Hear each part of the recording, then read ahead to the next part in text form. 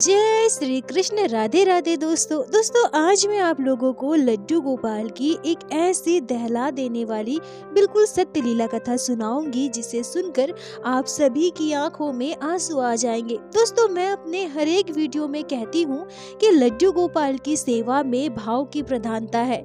बहुत सारे भक्त ऐसे हैं जो शारीरिक रूप से असक्षम है पर फिर भी वो लड्डू गोपाल की सेवा करते हैं, अपने लल्ला से बहुत प्रेम करते हैं।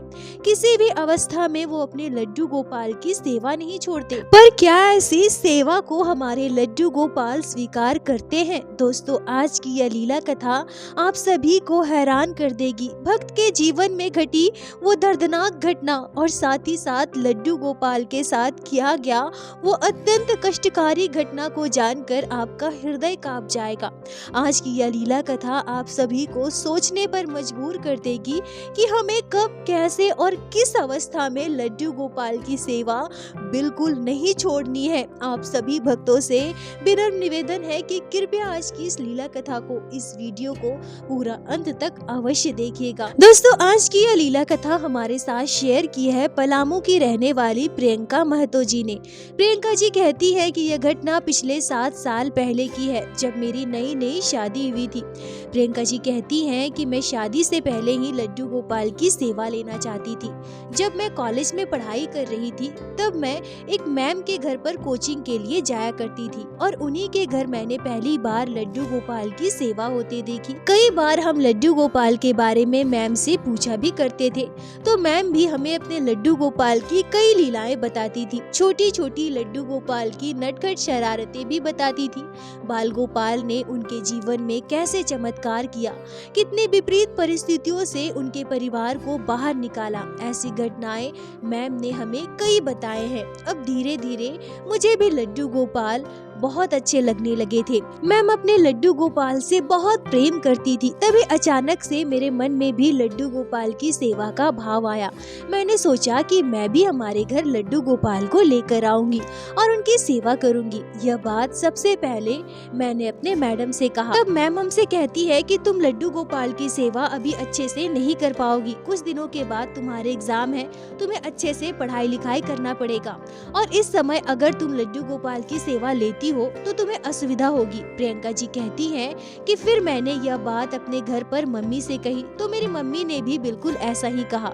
मम्मी कहती है कि अभी तुम लड्डू गोपाल की सेवा मत लो, पढ़ाई लिखाई पर ध्यान दो, अच्छे से एग्जाम दो, फिर जब तुम्हारी शादी हो जाएगी, तुम ससुराल जाओगी ना, तब लड्डू गोपाल की सेवा लेना, क्योंकि पता नहीं तुम्हारे ससुराल वाले कैसे होंगे, तुम्हें लड्डू गोपाल की सेवा की इजाजत देंगे भी या नहीं। प्रियंका जी कहती हैं कि फिर मैंने भी सोचा कि चलो कोई नहीं, मैं शादी के बाद ही लड्डू गोपाल की सेवा लूंगी और फिर ऐसे ही समय बीतता रहा। कॉलेज के दौरान 3 सालों तक हम मैम के घर जन्माष्टमी पर जाया करते थे। धूमधाम से उनके घर जन्माष्टमी का त्योहार मनाते थे। अब पढ़ाई पूरी होने के बाद मेरी शादी हुई। शादी के बाद जब मैं अपने ससुराल आई तो मैंने देखा कि मेरे ससुराल में जो घर का मंदिर है उसमें सभी देवी देवताओं के चित्रपट है, पर मेरी सासू माँ प्रत्येक दिन ज्यादा पूजा पाठ नहीं कर पाती है। घर पर बहुत सारा काम हो जाता है। मेरे ससुर जी और मेरे हस्बैंड दोनों नौकरी करते हैं। सुबह सुबह दोनों का नाश्ता बनाना, टिफिन बनाकर तैयार करना, फिर मेरे देवर जी कॉलेज में पढ़ाई करते हैं, उन्हें सुबह कॉलेज जाना होता है तो उनके लिए भी सारी तैयारी करनी पड़ती है और साथ साथ घर के इतने सारे काम, तो मेरी सासू माँ से ज्यादा पूजा पाठ नहीं हो पाता है। दरअसल उन्हें समय ही नहीं मिल पाता है। हाँ बस सुबह शाम वो धूप बाती कर दिया करती थी। अब शादी के बाद जब मैं अपने ससुराल गई तो घर के कामों में मैं अपनी सासू माँ की मदद किया करती थी तो सारे काम थोड़े जल्दी हो जाया करते थे। मेरी शादी के लगभग 2 महीने के बाद मैंने अपनी सासू माँ से लड्डू गोपाल की सेवा की बात की तो मेरी सासू माँ कहती है कि बहू घर पर इतने सारे काम है, तुम देख ही रही हो, सभी काम पर जाते हैं, कॉलेज जाते हैं, सुबह सबको टिफिन वगैरह तैयार करके देना पड़ता है, नाश्ता वगैरह देना पड़ता है और घर का इतना सारा काम है। अब तुम आई हो तो थोड़े बहुत काम में मुझे आसानी हो जाती है। पर क्या तुम लड्डू गोपाल की सेवा अच्छे से कर पाओगी? मतलब सारा काम अच्छे से मैनेज करके क्या तुम साथ साथ लड्डू गोपाल की सेवा कर लोगी? देखो अच्छे से सोच लो, तुम अगर कर सकती हो तभी कोई निर्णय लेना। प्रियंका जी कहती हैं कि मुझे तो लड्डू गोपाल से बहुत प्रेम था और मेरी सासू माँ ने मुझे लड्डू गोपाल की सेवा से रोका नहीं, बस अच्छे से सोचने समझने के लिए कहा था। और अगर मैं सब कुछ अच्छे से मैनेज कर सकूं, फिर लड्डू गोपाल की सेवा भी कर सकूं, तो फिर सासू माँ को कोई आपत्ति नहीं थी। और मैं तो पहले से ही लड्डू गोपाल की सेवा के लिए वर्षों से तड़प रही थी। मैंने अपनी सासू माँ से तुरंत कह दिया कि मम्मी जी आप बिल्कुल भी परेशान मत होइए, मैं लड्डू गोपाल की सेवा बहुत अच्छे से कर लूंगी और घर के किसी काम में आपको कभी कोई शिकायत भी नहीं होगी। प्रियंका जी कहती हैं कि तभी अगले 15-20 दिनों के बाद हम बाजार से एक छोटे से प्यारे से 3 नंबर साइज के लड्डू गोपाल को घर लेकर आए और पूरे श्रद्धा भाव से मैं लड्डू गोपाल की सेवा करने लगी। मैं सुबह उठकर अपने सासू माँ के साथ थोड़े बहुत घर के काम में मदद कर दिया करती थी और फिर खुद स्नान कर लड्डू गोपाल की सेवा करती थी। और मेरी सासू माँ सुबह सबके लिए नाश्ता टिफिन वगैरह तैयार करती थी और अब मैं लड्डू गोपाल की सेवा करने के बाद खुद नाश्ता करती थी और फिर मैं दोपहर का खाना वगैरह सब कुछ बनाती थी। तो इस तरह से लड्डू गोपाल की सेवा में हमें कोई असुविधा भी नहीं होती थी। लड्डू गोपाल की सेवा मेरे ससुराल में बहुत अच्छे से हो रही थी। मेरे ससुराल में सभी लड्डू गोपाल से बहुत प्रेम करते थे। भगवान के प्रति सभी के मन में श्रद्धा भक्ति भी थी। तभी लड्डू गोपाल की कृपा से अगले 3 महीने के बाद मैं गर्भवती हुई। अब गर्भवती होने के बाद मेरी तबीयत थोड़ी खराब रहने लगी। पहले प्रारंभ के कुछ महीनों में मुझे उल्टियाँ होने लगी थी, मेरा सर घूमता था, मुझे बहुत कमजोरी महसूस होती थी। फिर जब डॉक्टर को मैंने दिखाया तो डॉक्टर ने मुझे ढेर सारी दवाइयाँ दी, क्योंकि मेरे शरीर में खून की भी कमी थी और भी कई तरह की कमियां थी। तो डॉक्टर ने मुझसे कहा कि सारी दवाइयाँ समय समय पर लेते रहना और उसमें से कुछ दवाइयाँ ऐसी थी जो मुझे सुबह खाली पेट लेना था और कुछ था नाश्ता करने के बाद और कुछ खाना खाने के बाद। ऐसे ही अब मुझे कई दवाइयाँ खानी पड़ती थी। अब क्या हुआ कि मैं तो सुबह उठकर सारे काम करने के बाद पहले लड्डू गोपाल की सेवा करती हूँ, उसके बाद ही कुछ खाती पीती हूँ। अब क्योंकि मेरा स्वास्थ्य ठीक नहीं था, मैं गर्भवती थी, तो मुझे कई सारी दवाइयाँ लेनी पड़ रही थी और उसमें से कुछ दवाइयाँ तो सुबह खाली पेट लेना था। तो मैं सोचने लगी कि सुबह उठकर सबसे पहले मैं लड्डू गोपाल की सेवा करती हूँ, उसके बाद ही कुछ खाती पीती हूँ। फिर सुबह उठकर सबसे पहले दवाई लेने के लिए तो मुझे कम से कम पानी पीना पड़ेगा। अब मैं क्या करूँ, मैं बहुत बड़ी दुविधा में फंस चुकी थी। तभी मेरी सासू माँ कहती है कि बहू तुम्हारी तबीयत ठीक नहीं है और ऐसे में अगर तुम दवाई लेती हो तो तुम्हें कोई भी पाप नहीं लगेगा, ऐसे तुम दवाई ले सकती हो, इसके बारे में ज्यादा सोचना मत। प्रियंका जी कहती हैं कि मैंने भी सोचा कि मैं अपनी इच्छा से तो कुछ भी नहीं कर रही ना, बस दवाई लेनी है, इसीलिए मैं थोड़ा पानी पी रही हूँ, क्योंकि मेरी तबीयत भी खराब है, इसीलिए मैंने ज्यादा इस बारे में नहीं सोचा और मैं सुबह उठकर सबसे पहले दवाई लेती थी और फिर मैं लड्डू गोपाल की सेवा करती थी। तभी अगले 2 महीने के बाद जब डॉक्टर को मैंने फिर से दिखाया तो डॉक्टर ने अब मुझे दूसरी दवाई दी और दूसरी दवाई मुझे सुबह 9 बजे नाश्ता करने के बाद लेना था। अब मैं दुविधा में फंस गई कि सुबह 9 बजे तक मैं लड्डू गोपाल की सेवा नहीं कर पाती हूँ। घर के इतने सारे काम वगैरह हैं, सब कुछ करने में मुझे 8 साढ़े 8 तो बज ही जाते हैं। फिर स्नान कर लड्डू गोपाल की सेवा करने में कम से कम मुझे 10:30 बज जाते हैं। पर डॉक्टर ने एक साथ बहुत सारी दवाइयाँ दी थी, सभी मुझे मैनेज करके समय समय पर लेना था। अगर मैं 9 बजे नाश्ता के बाद दवाई नहीं लेती हूँ तो बाकी की दवाइयाँ लेने में मुझे देर हो जाएगी। अब मैं क्या करूँ, मुझे कुछ भी समझ में नहीं आ रहा था। पहले जो दवाई थी वो तो खाली पेट लेना था, तो वो तो मैं पानी के साथ ले लिया करती थी, उसके बाद मैं लड्डू गोपाल की सेवा करती थी। पर अब यह दवाई नाश्ता करने के बाद, वो भी सुबह 9 बजे तक, मुझे हर हाल में दवाई ले ही लेनी थी। अब मैं क्या करूं? लड्डू गोपाल की सेवा से पहले मैं कैसे कुछ खा सकती हूँ? मैं बहुत परेशान थी, मुझे कुछ भी समझ नहीं आ रहा था, क्या करूँ क्या ना करूँ, मुझे कुछ भी पता नहीं चल रहा था। अब क्योंकि मैं गर्भवती थी, मुझे समय समय पर दवाइयाँ तो लेनी देनी ही थी। फिर मैंने सोचा कि सुबह नाश्ता तो मैं लड्डू गोपाल की सेवा से पहले किसी भी हाल में नहीं करूंगी, पर हाँ, जैसा कि डॉक्टर ने मुझे 9 बजे से पहले नाश्ता करने के बाद दवाई लेने को कहा है, तो मैं एक काम करती हूँ, सुबह मैं बस जूस ले लिया करूंगी और जूस के साथ दवाई लूंगी। अब जूस भी तो नाश्ते से कम नहीं है, उससे भी हमारे शरीर को बहुत ताकत मिलता है। प्रियंका जी कहती हैं कि अब मैं ऐसा ही करने लगी। सुबह जो दवाई खाली पेट लेना था वो मैं पानी के साथ सुबह ले लेती थी और उसके बाद 9 बजे जो नाश्ता करने के बाद लेना था वो मैं जूस के साथ लेती थी और उसके बाद मैं लड्डू गोपाल का स्नान श्रृंगार करती थी, उनकी सेवा करती थी और फिर मुझे जो भी खाना होता था मैं खा लेती थी। अब ऐसा करना ही मैंने प्रारंभ कर दिया था। तभी लगभग 6-7 दिनों के बाद हमारे घर पर कुछ अजीबोगरीब घटनाएं घटने लगी। दरअसल मेरे देवर जी जो पढ़ाई में हमेशा से अव्वल रहे हैं, हर क्लास में उन्होंने फर्स्ट डिवीजन पाया है, अच्छे नंबरों से पास होते रहे हैं, पर यह पहली बार था जब मेरे देवर जी को एक सब्जेक्ट में बैक लगा था, यानी वो एक सब्जेक्ट में फेल हो गए थे। अब मेरे देवर जी के फेल होने की खबर से हमारा पूरा परिवार आश्चर्य था, क्योंकि यह पहली बार था जब ऐसा कुछ हुआ था। मतलब मेरे देवर जी पढ़ने लिखने में इतने अच्छे थे कि वो बचपन से ही टॉप कर रहे थे, फिर अचानक से ऐसा कैसे हो सकता है? मेरे देवर जी एक सब्जेक्ट में फेल कैसे हो सकते हैं? यह तो मेरे देवर जी भी समझ नहीं पा रहे थे। हमसे ज्यादा आश्चर्य, ज्यादा परेशान, ज्यादा दुखी तो वही थे जो विद्यार्थी पढ़ने लिखने में हमेशा से बचपन से ही अच्छा रहा हो, बचपन से जिसने फर्स्ट क्लास पाया हो, अचानक से अगर वो फेल हो जाता है तो जरा सोचिए उसे कितनी तकलीफ होगी। अब उनके साथ ऐसा क्यों हुआ, जबकि उनका कहना है कि उन्होंने सारे आंसर बहुत अच्छे से लिखे हैं, उनका एग्जाम बहुत गया था। उन्हें भी समझ नहीं आ रहा था कि ऐसा कैसे हो गया। प्रियंका जी कहती हैं कि उस दिन पहली बार मेरी सासू माँ ने कहा कि जरूर कुछ गलत तो हुआ है, जिस वजह से मेरे बेटे के साथ इतना बुरा हो गया। जरूर कुछ गलत हो रहा है। प्रियंका जी कहती हैं, अब क्या है, किस वजह से गलत हुआ, क्यों हुआ, मेरी सासू माँ ने ऐसा क्यों बोला, मैं बिल्कुल भी समझ नहीं पाई और सच कहूँ तो मैंने इस बारे में ज्यादा ध्यान भी नहीं दिया था। तभी अगले 3 दिनों के बाद मेरे ससुर जी जब अपने जॉब से घर वापस आ रहे थे तो उनके स्कूटर का एक्सीडेंट हो जाता है और उनके पैर में चोट लग जाती है, मतलब उनके पैर में फ्रैक्चर हो जाता है।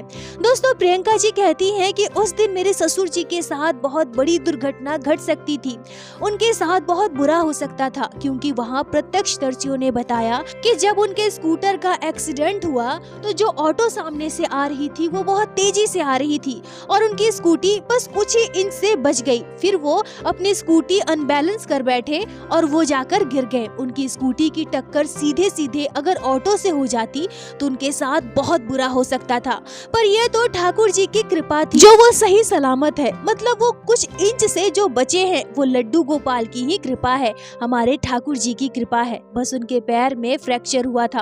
अब जब हमारे परिवार में एक के बाद एक ऐसी घटनाएं घटने लगी, अचानक से ऐसा बुरा होने लगा, तो हम सभी हैरान थे कि यह हमारे परिवार को किसकी नजर लग गई, ये क्या हो रहा है। प्रियंका जी कहती हैं कि जब एक के बाद एक 2 घटनाएं हमारे परिवार में घट जाती है तो उसे तो हम सभी संयोग मान लेते हैं, किस्मत मान लेते हैं, पर एक के बाद एक जब दुखद घटनाएं लगातार घटती रहे तो उसमें कहीं न कहीं हमारे मन में कोई बात आ ही जाती है। पर अब जो हमारे परिवार में घटना घटी वो कोई साधारण घटना नहीं थी। इस घटना ने हमारे पूरे परिवार को झकझोर कर रख दिया। प्रियंका जी कहती हैं कि मेरी सासू माँ किचन में खाना बना रही थी और मैं वही हॉल में सोफे पर बैठकर कुछ खा रही थी। तभी अचानक से मैं देखती हूँ कि मेरी सासू माँ के साड़ी के पल्लू में आग लग चुका है और वो धीरे धीरे एकदम से फैल रहा है। प्रियंका जी कहती है कि मैं समझ नहीं पाई कि मैं क्या करूं, मुझे कुछ समझ में ही नहीं आ रहा था। बस मैं अचानक से चीख पड़ी, क्या हुआ क्या नहीं, मैं वो भी चिल्लाकर नहीं बोल पा रही थी। बस मैं पागलों की तरह घबराकर चिल्लाई जा रही थी। मैं वहाँ से उठकर भाग सकूं, अपनी सासू माँ को बचा सकूं, कुछ बोल सकूं, यह भी मुझसे बिल्कुल नहीं हो रहा था। मैं प्रेग्नेंट थी, 6ठा महीना चल चल रहा था। और एकदम से जब मैं अपनी आंखों के सामने ऐसा दृश्य देखती हूँ तो सच कहूँ तो मेरा कलेजा कांप गया। अब जब मैं इस तरह से चिल्लाने लगी तो मेरी सासू माँ एकदम से पीछे पलटती हैं और उन्होंने जब साड़ी के पल्लू में आग देखा तो वो घबराकर चिल्लाते हुए इधर उधर भाग रही थी। पर आग हम बुझा ही नहीं पा रहे थे, हम समझ ही नहीं पा रहे थे, मतलब मुंह से कुछ आवाज ही नहीं निकल पा रही थी। हम बस चिल्लाए जा रहे थे, चिल्लाए जा रहे थे, आग लगी है, आग लगी हमें बचा लो। ना ये मेरी सासू माँ के मुंह से निकल रहा था ना मेरे मुंह से निकल रहा था। तभी हमारे चिल्लाने की आवाज से मेरे देवर जी जो ऊपर वाले कमरे में पढ़ाई कर रहे थे वो भागते हुए नीचे आते हैं और मेरी सासू माँ का आग बुझाते हैं। ये तो ठाकुर जी की कृपा थी जो उनके साथ कुछ भी बुरा नहीं हुआ। मतलब ऐसा समझिए कि साक्षात लड्डू गोपाल मेरे ठाकुर जी ने मेरी सासू माँ को बचाया। उनकी पूरी साड़ी जल गई, उनका साड़ी उतार कर फेंकना पड़ा। मेरी सासू माँ के बाल भी लंबे थे और वो भी खुले हुए थे। अगर ठाकुर जी की कृपा नहीं होती, उनका आशीर्वाद ना होता तो उनके बाल में आग लग सकता था और फिर तो मेरी सासू माँ के साथ बहुत बुरा हो जाता। हम सभी इतने डर गए थे कि मानो मौत के मुंह से मेरी सासू माँ बाहर निकली। अगर उनके साथ कुछ बुरा हो जाता, आग फैल जाती तो कितनी बड़ी विपत्ति आ सकती थी। सोचकर ही शरीर कांप जाता है। प्रियंका जी कहती है कि मुझे हम सभी को समझ में ही नहीं आ रहा था कि अचानक से हमारे परिवार में ये क्या हो रहा है। एक के बाद एक इतनी बड़ी बड़ी मुसीबतें क्यों आ रही हैं। सासू माँ को इतना गहरा सदमा लगा कि वो एकदम से बीमार पड़ गई। अगले 3 दिनों तक वो अपने बिस्तर से उठ भी नहीं सकी। ऐसा मानो कि मरते मरते कोई बचा हो। इतनी बड़ी अनहोनी से साक्षात मेरे भगवान ने कृपा की है। बचकर बाहर निकलना ये तो साक्षात भगवान की ही कृपा है। प्रियंका जी कहती हैं कि परिवार में मुसीबतें आना और एक के बाद एक ऐसे अचंभित कर देने वाली घटनाएं घटना, तो इन दोनों में बहुत फर्क होता है। वैसे तो जीवन में कई घटनाएं घट जाती है, पर अचानक से एक के बाद एक जीवन में जब विपरीत परिस्थितियां आती है तो इंसान कुछ भी समझ नहीं पाता कि उसके साथ ये सब कुछ क्या हो रहा है। प्रियंका जी कहती हैं कि तभी अगले 5-6 दिनों के बाद मेरी तबीयत अचानक से खराब हो जाती है। मतलब मेरा सर घूमने लगता है। मेरी तबीयत अचानक से इतनी खराब हो गई कि मुझे तेज बुखार हो गया और एकदम से मैं परेशान हो गई थी। मैं गर्भवती थी, बहुत कमजोर हो गई थी। मेरी दवाइयाँ चल रही थी और मेरी सासू माँ मेरा ध्यान भी बहुत अच्छे से रखती थी, पर इसके बावजूद मेरे साथ ये क्या हो गया। अंततः मुझे अस्पताल में भर्ती करना पड़ा, जहाँ मुझे स्लाइन चढ़ाया गया, शरीर में ग्लूकोज दिया गया। इसके बाद थोड़ी स्वस्थ हुई तो 2 दिनों के बाद अस्पताल से मुझे छुट्टी मिल गई। अगले 2 दिनों तक अस्पताल में रहने के बाद मुझे छुट्टी मिल गई, मुझे डिस्चार्ज कर दिया गया। फिर मैं घर वापस आई और उन 2 दिनों के दौरान मेरी सासू माँ ने ही लड्डू गोपाल की सेवा की थी। प्रियंका जी कहती हैं कि तभी दोपहर को लेटे लेटे इन सारी घटनाओं के बारे में मैं सोचती हूँ कि हमारे परिवार में अचानक से ये सब कुछ क्या हो रहा है, क्यों हो रहा है। तभी मुझे नहीं पता कि यह बात मेरे मन में कहां से आई, कैसे आई, पर एकाएक मैं सोचती हूँ कि जब से मैं जूस के साथ दवाई लेने लगी, मतलब लड्डू गोपाल की सेवा से पहले मैंने जो दवाइयाँ लेना शुरू कर दिया, पीना शुरू कर दिया, जूस पीना शुरू कर दिया, तभी से मेरे परिवार में ऐसी दुखद घटनाएं घट रही है। सबसे पहले मेरे देवर जी का रिजल्ट खराब हुआ, वो फेल हो गए। फिर मेरे ससुर जी के साथ ऐसी दुर्घटना घटी और उसके बाद तो मेरी सासू माँ के साथ इतनी भयानक घटना घटी और अब मेरी तबीयत खराब हो गई। ये सब कुछ कहीं ना कहीं मेरी वजह से ही हो रहा है। मैं पूरे नियम पद्धति से लड्डू गोपाल की सेवा नहीं कर पा रही हूँ। शायद इसी वजह से हमारे परिवार में ऐसी विपत्तियां आ रही हैं। प्रियंका जी कहती हैं कि दोपहर का समय था, ये सारी बातें मेरे दिमाग में चल रही थी। तभी कुछ ही देर के बाद मैंने अपना मोबाइल उठाया और YouTube पर वीडियो देखने लगी। तभी एक वीडियो लड्डू गोपाल से जुड़ी हुई मेरे सामने आती है। वीडियो में बताया जा रहा था कि बाल गोपाल की सेवा पद्धति क्या है, उनकी सेवा कैसे होनी चाहिए, लड्डू गोपाल को भोग कैसे लगाना चाहिए, इसके क्या नियम है, ये सारी बातें वीडियो में बताया जा रहा था। और वीडियो में यह भी बताया गया कि जब तक आप पूरी तरह से लड्डू गोपाल की सेवा के लिए तैयार ना हो, तब तक कृपया लड्डू गोपाल को घर लेकर ना आइए, क्योंकि लड्डू गोपाल छोटे से शिशु के रूप में है। उनकी सेवा में कभी कोई त्रुटि नहीं होनी चाहिए। बाल गोपाल का भक्तों को बहुत अच्छे से ध्यान रखना चाहिए और लड्डू गोपाल की सेवा में कभी कोई अपराध ना बने। इसीलिए सबसे पहले लड्डू गोपाल की सेवा विधि अच्छे से जानिए, उसके बाद लड्डू गोपाल को घर लेकर आइए, क्योंकि लड्डू गोपाल साक्षात श्री नारायण भगवान श्री कृष्ण है, बाल स्वरूप। इसीलिए सबसे पहले लड्डू गोपाल की सेवा विधि अच्छे से जानिए, उसके बाद ही लड्डू गोपाल को घर लेकर आइए। प्रियंका जी कहती हैं कि तभी ये सारी बातें मैं सोच रही थी और अचानक से मेरे सामने जब ये वीडियो आया तो एकदम से मेरे मन में यह बात आई कि वीडियो में तो सच ही बताया जा रहा है, लड्डू गोपाल श्री नारायण है, भगवान श्री कृष्ण के बाल स्वरूप है। फिर तो हमें लड्डू गोपाल की सेवा में सारे नियम पद्धतियों का अच्छे से ध्यान रखना चाहिए। शायद मुझे अभी लड्डू गोपाल की सेवा लेनी ही नहीं चाहिए थी। मुझे पता था कि आने वाले समय में मुझ पर बहुत सारी जिम्मेदारियां आएंगी, कल को मेरे बच्चे होंगे, फिर क्या मैं अच्छे से लड्डू गोपाल की सेवा कर सकूंगी? मुझे कुछ वर्षों के बाद ही लड्डू गोपाल की सेवा लेनी चाहिए थी, यही ज्यादा उचित होता। पर अब मैं क्या करूं? मैं एकदम से परेशान हो गई, मुझे कुछ भी अच्छा नहीं लगने लगा। मन में बार बार यही बात चलने लगी कि लड्डू गोपाल की सेवा में मुझसे त्रुटि हो रही है, इसीलिए हमारे परिवार में इतनी सारी मुसीबत आ रही हैं। पर अब मैं क्या करूं? मुझे कुछ भी समझ नहीं आ रहा था। तभी मैंने इस बारे में अपने सासू माँ से बात की और अपने मन की पूरी बात अपने सासू माँ से कही। मेरी बात सुनकर मेरी सासू माँ भी एकदम से हैरान थी और हमारे परिवार की स्थिति जो अभी चल रही थी, एक के बाद एक जो विपत्ति आ रही थी, इन सारी घटनाओं से हम लोग पहले से ही डरे हुए थे। वैसे मेरी सासू माँ को भी लड्डू गोपाल की सेवा पद्धति का बिल्कुल भी ज्ञान नहीं था, क्योंकि उन्होंने पहले कभी भी किसी को लड्डू गोपाल की सेवा करते नहीं देखा था। जितना नियम पद्धति मुझे पता था, मैं वीडियो वगैरह में देखती थी, उसी के अनुसार लड्डू गोपाल की सेवा करती थी। तभी मेरी सासू माँ कहती है कि बहू एक काम करते हैं, देखो लड्डू गोपाल को हम अभी अच्छे से बॉक्स में डालकर रख देते हैं। ऐसे लड्डू गोपाल को अगर हम मंदिर में रखेंगे ना तो हमें उनकी सेवा करनी होगी।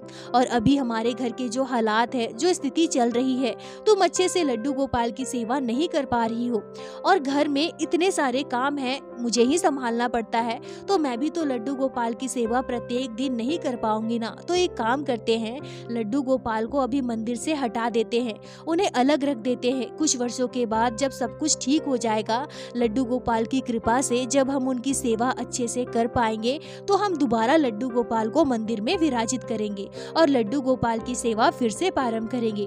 प्रियंका जी कहती हैं कि सच कहूँ तो जब लड्डू गोपाल को बॉक्स में बंद करने की बात की गई तो कुछ पल के लिए मेरा खून जैसे पानी हो गया था। मैं एकदम से भावुक हो गई थी। मैं सोचने लगी कि लड्डू गोपाल को बॉक्स में बंद कर दे। लड्डू गोपाल को तो मैं कितना प्रेम करती हूँ, कितनी सेवा करती हूँ, लड्डू गोपाल को ऐसे बॉक्स में बंद कर देना क्या उचित होगा? पर क्योंकि उस समय हमारे घर के हालात ठीक नहीं थे और हम सभी दिमाग से ज्यादा अच्छे से सोच भी नहीं पा रहे थे, कुछ अच्छा सोच सके, समझ सके, इस स्थिति में हम लोग नहीं थे। और मैं तो यह भी कहूँगी कि शायद यह भी हो सकता है कि उस समय तक लड्डू गोपाल के प्रति मेरे मन में वो अपार प्रेम, वो भक्ति उत्पन्न नहीं हुआ था। तभी तो एक भक्त होकर मैं अपने लड्डू गोपाल को बॉक्स में बंद करने के लिए मान गई थी।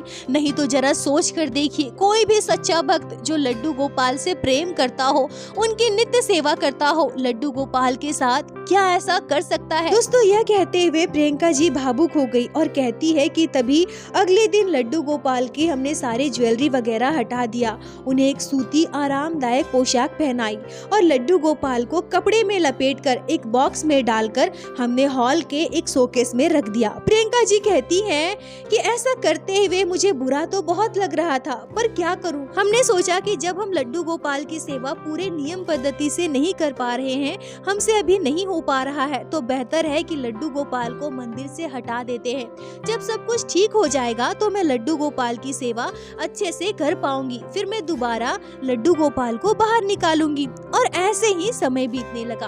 तभी कुछ ही दिनों के बाद मेरी गोद भराई होनी थी। इसके लिए मेरे ससुराल वाले बहुत अच्छे से तैयारी कर रहे थे। बहुत सारे मेहमानों को तो नहीं, पर कुछ बहुत करीबी रिश्तेदारों को, आस पड़ोस के कुछ लोगों को आमंत्रित किया गया और साथ ही साथ हमारे परिवार के जो कुल गुरु है, मेरी सासू माँ ससुर जी के जो कुल गुरु है, उन्हें भी आमंत्रित किया गया। गोद भराई वाले दिन सभी हमारे घर पर आए थे। मेरी गोद भराई की रस्म पूरी होने के बाद फिर खाना पीना सब कुछ हो जाने के बाद मेहमान अपने अपने घर पर चले गए। अब जो हमारे परिवार के कुल गुरु थे वो दूर से आए थे और वो वृद्ध भी हो चुके थे, तो सारे नियम विधि पूरा होने में, खाने पीने में शाम हो गया था, मतलब देर शाम हो गई थी।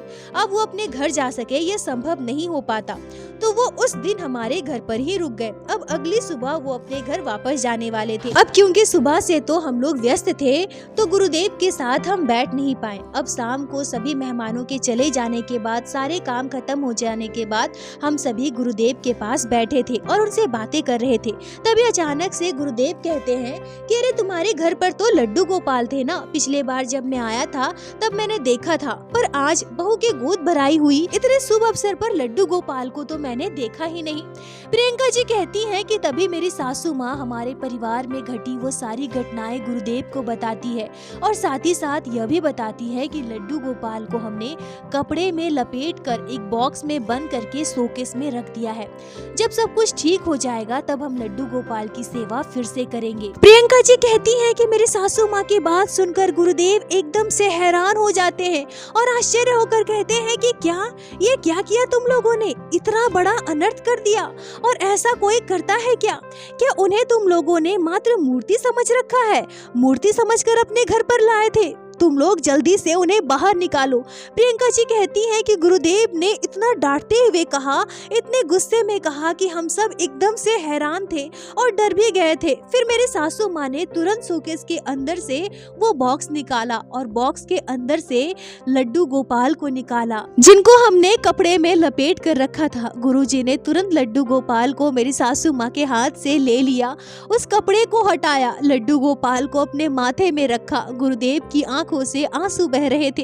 प्रियंका जी कहती हैं कि गुरुदेव के घर 2 बड़े बड़े लड्डू गोपाल हैं और गुरुदेव मात्र जब 11 वर्ष के थे तभी से वो लड्डू गोपाल की सेवा कर रहे हैं। बाल गोपाल से गुरुदेव बहुत प्रेम करते हैं। प्रियंका जी कहती हैं कि गुरुदेव के घर 2 लड्डू गोपाल हैं। गुरुदेव मात्र 11 साल के थे तभी से वो लड्डू गोपाल की सेवा कर रहे हैं। बाल गोपाल से गुरुदेव बहुत प्रेम करते हैं। गुरुदेव की आंखों में आंसू थे। पहले तो लड्डू गोपाल को उन्होंने सर पर रखा, फिर अपने सीने से लगाकर गुरुदेव भावुक हो रहे थे। प्रियंका जी कहती हैं कि लड्डू गोपाल के प्रति गुरुदेव का प्रेम देखकर और लड्डू गोपाल के प्रति उनके भाव को देखकर हमारी आंखों से भी आंसू आ गए। तभी गुरुदेव कहते हैं कि तुम लोग ऐसा कैसे सोच सकती हो, लड्डू गोपाल को समझा क्या है, वो मात्र मूर्ति नहीं है, उनमें प्राण है, और तुम लोग ऐसे पूजित लड्डू गोपाल को कपड़े में लपेटकर डब्बे में डालकर कैसे रख सकते हो, ये बहुत बड़ा पाप है, ऐसा कभी भी नहीं करना चाहिए। अरे कुछ भी करने से पहले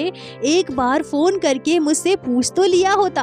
देखो लड्डू गोपाल साक्षात श्री नारायण है, भगवान श्री कृष्ण के बाल स्वरूप है, और जब हम लड्डू गोपाल को घर पर लेकर आते हैं ना, तभी उनमें स्वतः प्राण आ जाते हैं, और ऐसे पूजित लड्डू गोपाल को मंदिर से हटाकर कहीं और रखना, ऐसे उनकी सेवा बंद करना बिल्कुल भी उचित नहीं है। लड्डू गोपाल में प्राण है, जरा सोचकर देखो कि उन्हें ऐसे बॉक्स में तुम लोगों ने बंद करके रखा है तो उन्हें कितनी तकलीफ होती होगी। प्रियंका जी कहती हैं कि गुरुदेव की बातें सुनकर हमारी आंखों से आंसू आ रहे थे, पर तभी मेरी सासू माँ कहती है कि गुरुजी हमसे भूल तो हुई है, पर क्या करें, हमारे परिवार में एक के बाद एक जो घटनाएं घटने लगी थी, वो भी तब जब मेरी बहू ने जूस के साथ दवा लेना शुरू कर दिया। मतलब लड्डू गोपाल की सेवा से पहले जब मेरी बहू जूस पीना शुरू कर दी, तभी हमारे परिवार में ऐसी घटनाएं घटने लगी।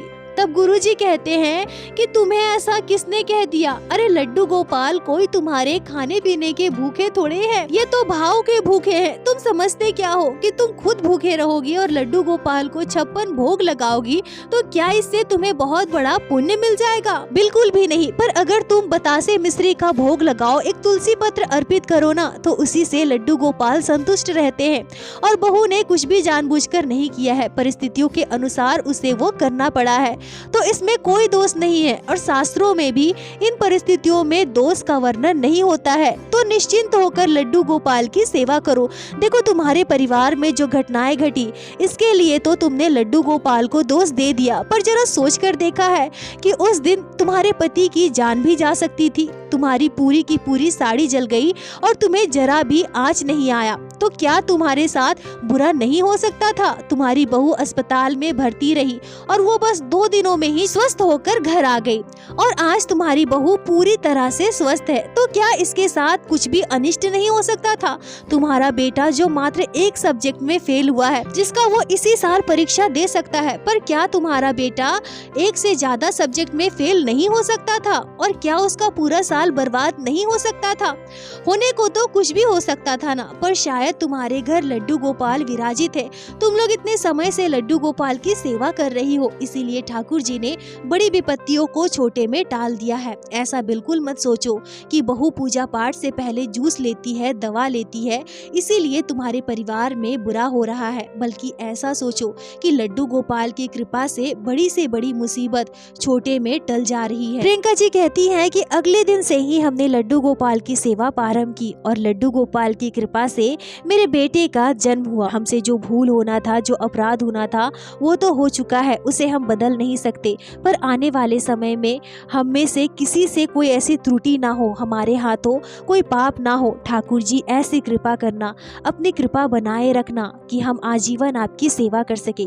प्रियंका जी, आपका बहुत बहुत धन्यवाद जो आपने बाल गोपाल की इस अद्भुत लीला को हमारे साथ शेयर की, जिसे मैं हमारे चैनल के माध्यम से बाकी सारे भक्तों तक पहुंचा सकी। अपना साथ और प्यार ऐसे ही बनाए रखें। दोस्तों, यह घटना आप सभी को एक बहुत बड़ी सीख देती है। देखिए, मैं फिर से बता दूं कि जब ऐसी परिस्थिति जीवन में आती है तो कभी भी आप इसमें दोष भाव ना देखें। सब ठाकुर जी की इच्छा है, उन्हें सब कुछ पता है और उनकी इच्छा से ही सब कुछ हो रहा है। बस भक्त के मन में सच्चा प्रेम और ठाकुर जी की सेवा करने के लिए निष्ठा भाव होना चाहिए। लड्डू गोपाल की सेवा में नियम पद्धति का ध्यान तो जरूर रखना चाहिए, पर साथ ही साथ ऐसी परिस्थितियों में घबराकर लड्डू गोपाल की सेवा कभी मत छोड़िए।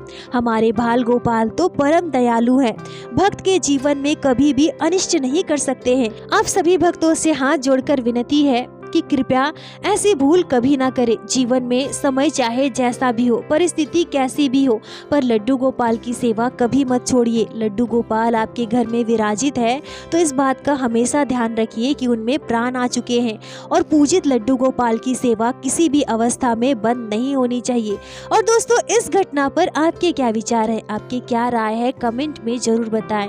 मुझे आप सभी के कमेंट का इंतजार रहता है और प्रत्येक दिन की भांति लीला कथा के अंत में मैं आप सभी भक्तों से हाथ जोड़कर प्रार्थना करूंगी, ठाकुर जी की भक्ति कीजिए, लड्डू गोपाल की सेवा कीजिए और एक बार मेरे साथ प्रेम से कहिए, बोलो बांके बिहारी लाल की जय, लड्डू गोपाल की जय, जय जय श्री राधे। दोस्तों, यदि आप लोगों को आज की यह लीला कथा अच्छी लगी हो, आपके हृदय को स्पर्श की हो, तो कृपया वीडियो को लाइक कर अपने दोस्तों के साथ शेयर अवश्य करें, जिससे बाकी भक्त भी लड्डू गोपाल की इस अद्भुत लीला कथा का श्रवण कर सके। और हमारे चैनल को सब्सक्राइब करें, जिससे प्रत्येक दिन आप लोग हमारे चैनल पे श्री बांके बिहारी श्री लड्डू गोपाल की अद्भुत लीला कथाएं श्रवण कर सके। दोस्तों, यदि आपके जीवन में घटी हो कोई भी चमत्कारी घटना या लड्डू गोपाल ने कभी भी की हो कोई भी लीला जिसे आप हमारे साथ शेयर करना चाहते हैं, तो कृपया हमें इंस्टाग्राम पे मैसेज करें। हम आपसे कांटेक्ट करेंगे और आपकी उस लीला कथा को हमारे चैनल पे बाकी सारे भक्तों के साथ शेयर अवश्य करेंगे। लड्डू गोपाल की कृपा आप पर और आपके पूरे परिवार पर बनी रहे। राधे राधे दोस्तों।